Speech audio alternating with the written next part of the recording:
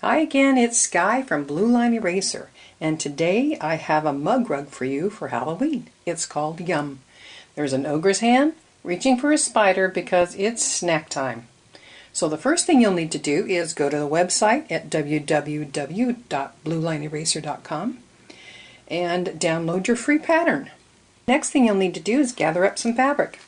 You'll need to cut a 6 by 6 inch piece from your backing fabric, a 6 by 6 inch piece from your front web fabric, and need approximately 4 by 6 for the ogre hand fabric, and about a 1 by 1 for the body of the spider. You'll need some fusible web. You'll also need some batting. I like to use cotton, but many people prefer the heat resistant type batting. You'll need some metallic thread to sew the web, and if you don't have metallic thread, just use a thread that will show up on the web fabric that you've selected. You'll also need some black fabric, or thread. You'll need a blue water soluble marker, and you'll also need some blue line eraser to remove your marked lines after you're done with your project. So those are the things that we'll need to gather up before we start our project.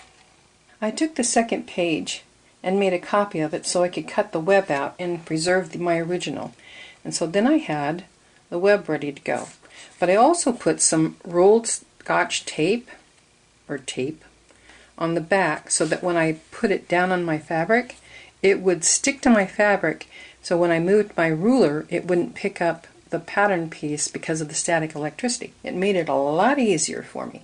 I also used a rotating cutting board, which is another thing that made it handy because you've got all of these sides to cut, and just those simple things make it so much easier, and I'm all for easy.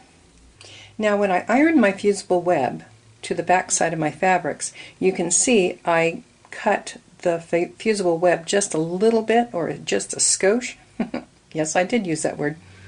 Smaller than the fabric, so that makes it easier not to get junk on my iron or my pressing mat. That's just another little tip for you. So I've traced the patterns for the spider body and the ogre hand onto the paper side of the fusible web, and you can see that I am using my paper scissors. I do have my scissors marked for paper, just because I might get confused. But that way I don't dull my fabric scissors when I'm cutting the paper on the fusible web. Another tip, I know, I'm just here for you to make your life easier. An easy way to remove the paper from the ogre hand and from the spider body is to take it like it was going to be ribbon and just curl it like this. And what it does is it just lifts that edge off and it comes off just that easy. Ta-da! From the 6-inch squares, I've cut my batting, my backing, and my web fabric. I've also cut out the ogre hand fabric and also the spider body. Okay, now I'm ready to make a sandwich, and I'm not talking lunch. As promised, it's sandwich time. I'm going to put the backing down, and what I want to do is to put it face up. I almost put it face down. That would be interesting. I've cut the hole right here in the web top fabric, and I'm going to take the hand and put it over that slit. Yeah, just like that, making sure that I've got the slit completely covered by the hand.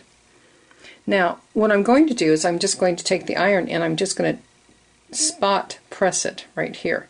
Because if I were to press it down, then we wouldn't have any place to turn the little mug rug right side out. So I'm going to take it to the ironing board and just press that right there. Okay, I've ironed that down, and it'll just hold it in a position where it'll cover that slit when we're putting it together and sewing it for the sandwich. So I'm going to take that and line it up with the backing. I'm going to make sure that the hand is flat. You make the sandwich by starting with the batting. Then you put the backing fabric on face up and then you have the web fabric, and you put that with the hand face down.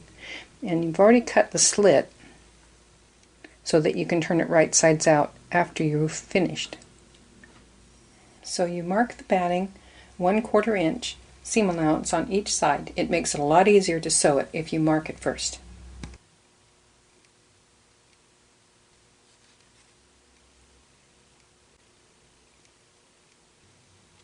Marked and stitched. Now I'm ready to trim the seam allowance so it makes it easier to have nice corners when I turn it right sides out. And now we're ready to turn it. Almost there. It looks a little funny when you're starting to turn it. You kind of pull the hand out of the way while you start the fabric, and then the hand pops out, and pretty soon you're going to have the whole thing turned right side out. I've turned it completely right side out, and you can still see that slit, and the hand is still floppy. Now I'm ready to follow the marked lines right there of the web, and then I'll be able to flip the hand over and stitch it down. Stitch the spokes first, and then the web. Ta-da! So the stitching of the web itself is completed. It looks pretty good, huh? So the spider body I've pressed onto the web, and I've stitched around it. And now, as you can see, maybe, you can see the legs that have been marked. That's the next thing I'm going to stitch down. Woohoo! Spider legs! Woohoo! So all the web is stitched, the spider legs are stitched. Now it's time to flip the hand into place and press that down and then stitch around it. The hand is flipped over, pressed into place, and as you can see I have marked the fingernails with my blue fabric marker. Fingernails are stitched down. The only thing left to do now is to remove the blue markers. As you can close up, you can see some on the nail, and you can see some on the spider legs. But I'm going to get out my handy dandy blue line eraser and remove all those marks. Really easy. I have removed all of the lines on the mug rug. Yum is done! And don't forget to go by the website at www.bluelineeraser.com for your free downloaded pattern. And while you're there, don't forget to pick up some blue line eraser so you can erase your lines as easy as I did. See you next time.